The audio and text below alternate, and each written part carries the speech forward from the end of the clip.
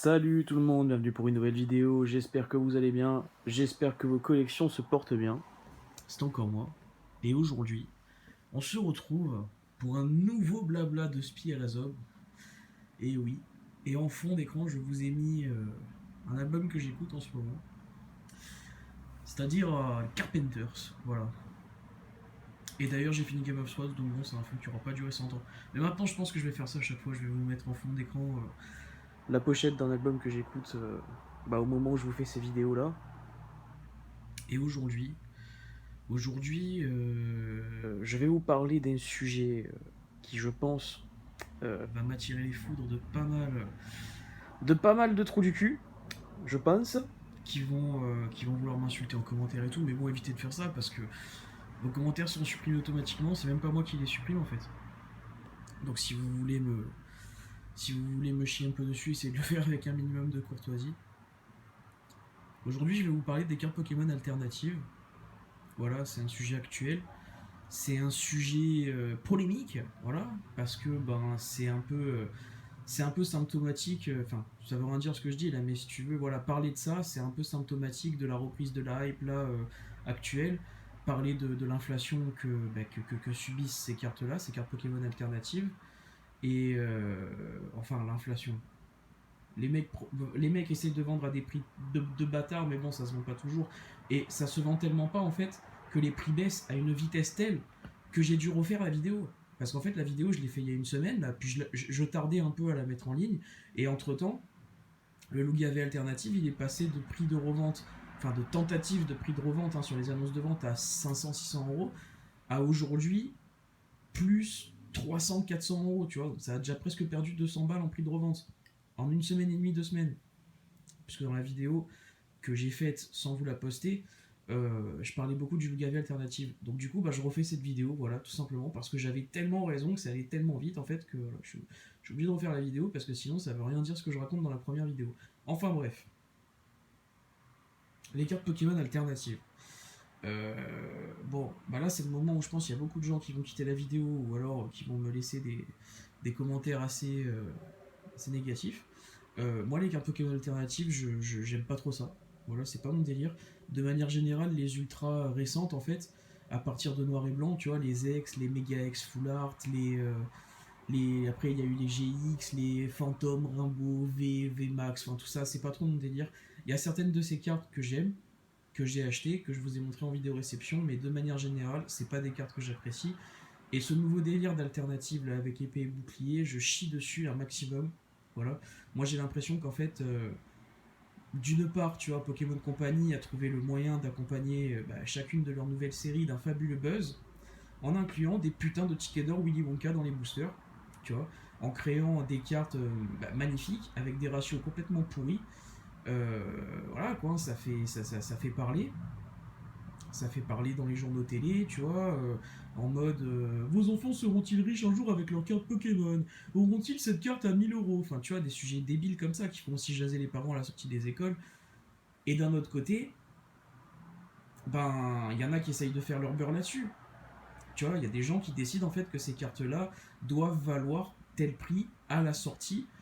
Euh, je pense, en se servant d'une information capitale, tu vois.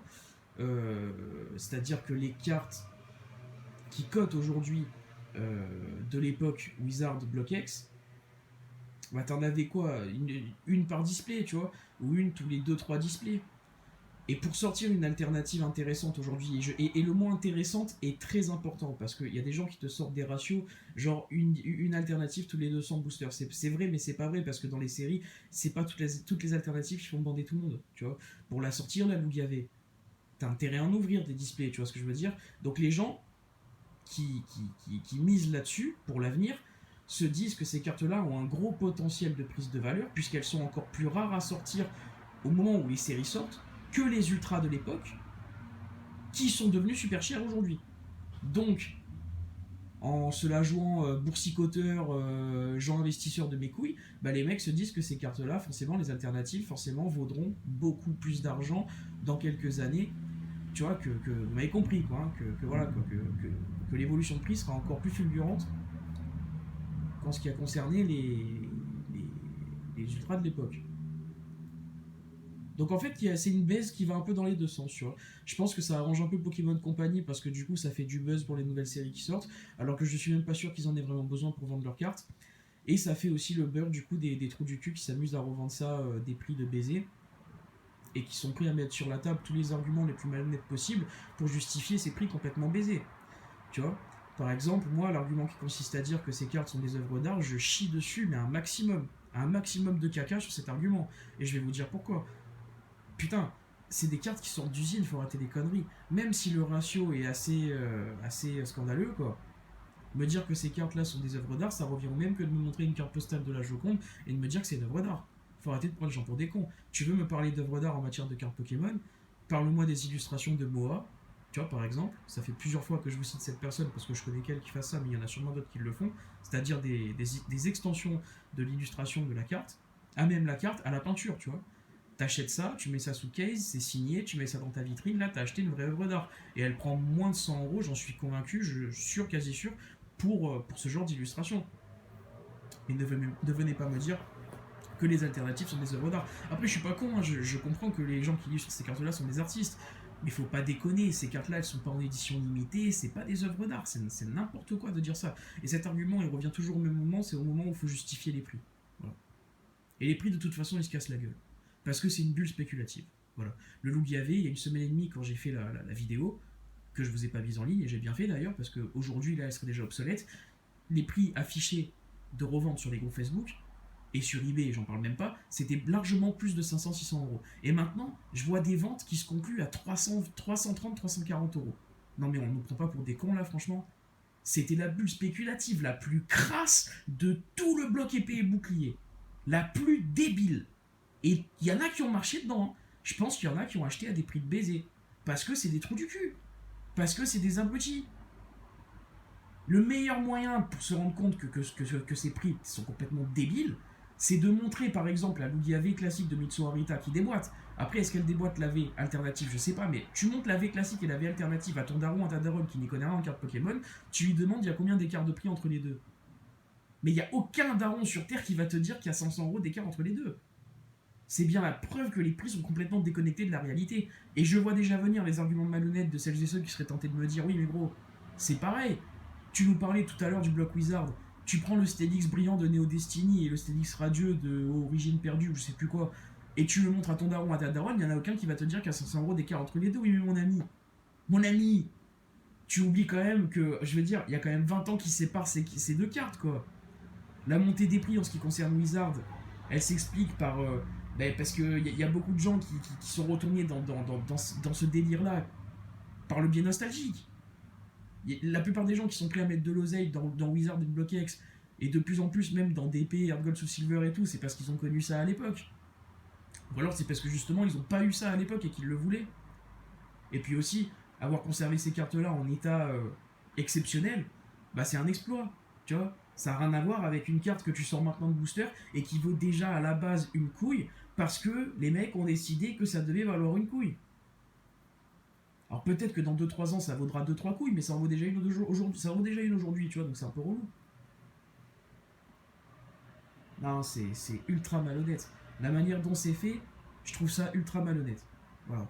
Essayer de faire bander le maximum de monde là-dessus, alors qu'en réalité, la plupart des gens qui tombent dessus remettent ça en vente ensuite derrière sur les groupes ou sur eBay, c'est quand même du foutage de gueule, quoi. On est vraiment sur de la spéculation de base. Créer de l'envie pour ensuite revendre le truc. C'est ça la spéculation, les gars, dans les cartes Pokémon. La série Tempête Argentée, elle est sortie il y a quoi? Il y a 2-3 semaines. Il y a je sais pas combien de Lugiavé alternatives en vente partout sur internet. Et c'est censé être la carte ultime limite d'épée et bouclier avec le Noctali VMAX d'évolution céleste. Si c'est le Graal ultime, comment ça se fait qu'on en trouve autant en vente? Parce que les mecs sont pas cons. IRL avec une somme pareille, même si c'est que 300-400 euros, tu fais des choses. Tu vas au resto avec ta meuf, avec tes potes, tu pars en vacances. Et dans la collection, tu fais beaucoup de choses aussi. Tu t'achètes beaucoup de cartes, tu peux t'acheter des figurines, même pas forcément des cartes Pokémon, enfin tu vois ce que je veux dire, tu fais des choses avec une telle somme d'argent. Donc les mecs s'en séparent. Et c'est normal, hein. C'est normal. Puisque ça c'est une douille en fait. C'est une douille. Ceux qui ont réussi à la revendre à 600-700 euros, franchement, bravo à eux. Bravo à eux, vous avez bien baisé le système, mais les mecs qui ont acheté ça, vous êtes bien fait baiser, mais c'est bien fait pour vous, vous êtes vraiment des abrutis, franchement, je le pense. Hein. Putain, et même si cette carte-là, dans 5 ans, elle vaut 2000 euros, je m'en fous, pour moi, vous êtes quand même des abrutis. Vous êtes des abrutis finis.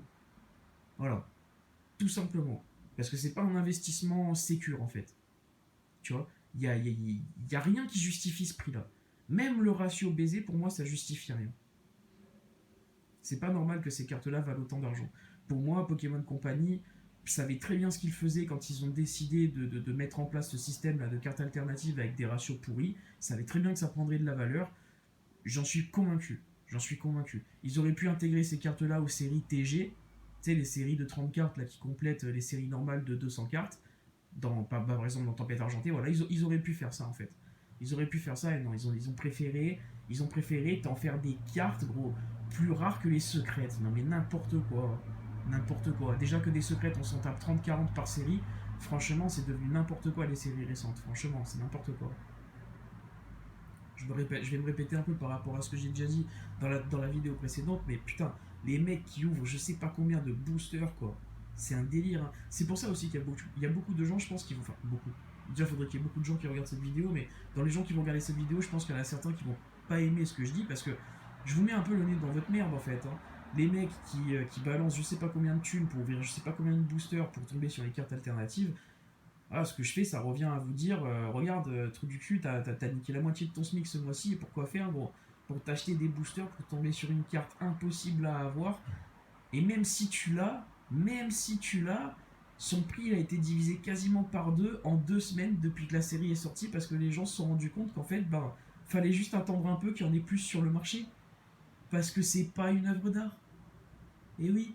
Et les Mongols qui ont acheté ça 700-800 euros, qui étaient sûrs d'acheter un tableau de maître, gros, ceux-là, ils sont irrécupérables. Ceux-là, faut même pas discuter avec eux. C'est des fatigués. Putain, je me rends compte qu'il y a beaucoup de seum hein, dans la manière dont je vous parle et tout, là, mais je supporte pas cette époque. Hein, franchement, par rapport aux cartes Pokémon, je supporte pas cette époque-là. Quand je vois tous les trous du cul d'influenceurs de merde, gros, qui vous font des vidéos en mettant grave en avant ce délire là de cartes Pokémon alternatives, je me dis vraiment, on est foutu. Hein. C'est vraiment ça qui est à la mode maintenant. Bah putain, gardez votre délire, les gars. Moi, je garde le mien. Je continue à m'acheter mes reverse et mes Zolos première et deuxième génération que je paye une misère d'ailleurs. C'est quand même ça le comble, tu vois, que les plus belles cartes pour moi dans les séries récentes, là, c'est les radieux en fait. C'est les radieux, tu vois, la Kazam radieux, euh, Stélix radieux, Gardevoir radieux, tu vois, même c'est les radieux de Pokémon Go, et c'est des cartes qui coûtent rien en fait. C'est complètement débile. Les plus belles cartes pour moi, la rareté la plus stylée dans les nouvelles séries, c'est vraiment ça, tu vois. C'est vraiment les dignes héritières des brillantes de Neo Destiny, tu vois. De Neo, quoi. Et ça vaut une misère. C'est complètement éclipsé par ce délire de cartes Pokémon alternatives, gros. Ah, c'est comique. Enfin voilà, bon les ratios après sont pas les mêmes, mais tant mieux, hein. Comme ça moi je n'ai pas eu une misère et je me fais mes putains de classeurs, je suis content.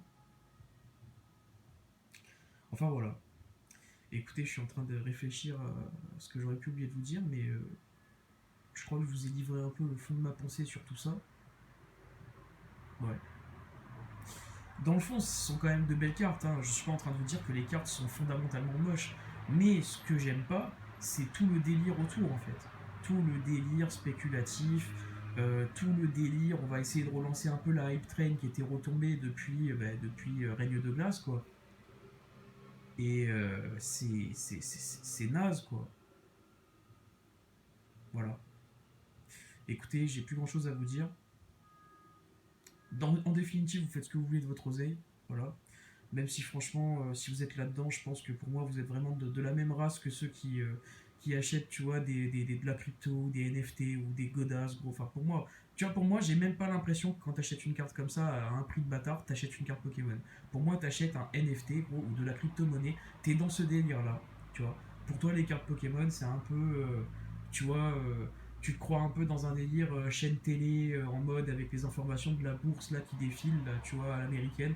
Voilà, toi, t'es dans un délire genre investisseur. Les cartes, dans le fond, t'en as pas grand chose à cirer. Même si chez toi, sur ton étagère, t'as un petit cadre en plastique là, avec les alternatives d'épée et bouclier dedans, gros, pour moi, t'as pas de collection en fait. Hein, t'as pas de collection. Tu collectionnes des cartes Pokémon alternatives, bon, bah, c'est très bien.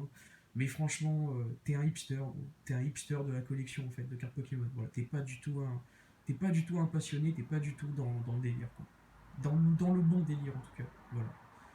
Ah, il y en a aussi qui vont pas aimer ce que je dis là, c'est sûr, hein, parce que ouais, c'est normal pour qui tu te prends en gros à dire un tel il est dans le bon délire, un tel il est dans le mauvais délire. Eh ben les gars, j'en ai rien à foutre, c'est ce que je pense, franchement. Et je suis sûr de moi, je suis sûr de moi. Un mec qui est pas capable de te citer genre au moins 20 Pokémon de la première génération, tu vois, pour moi c'est pas un vrai collectionneur. C'est pas un vrai collectionneur. Et il y en a plein comme ça, il y en a plein comme ça. Et même sur YouTube, hein. T'as je sais pas combien de gonzes, gros, qui sont incapables de te citer les 8 dresseurs de 7 ou 8 d'ailleurs, je sais plus, putain. Oh, le mec, il vous parle de vrai et de faux, il sait même plus. Non, mais voilà, quoi, il y a des mecs qui sont incapables de te citer les dresseurs de la première G, gros. Les dresseurs d'arène, je veux dire. Et les mecs se font passer pour. Tu sais, pour les portes-étendards de la hype de ce que c'est être collectionneur de cartes Pokémon en 2020, quoi. C'est un délire. Ah non, cette époque, elle pue la merde. Voilà, elle pue la merde. Écoutez, je vous laisse, ça m'a saoulé. Je vous dis tchoubaï et ben à la prochaine.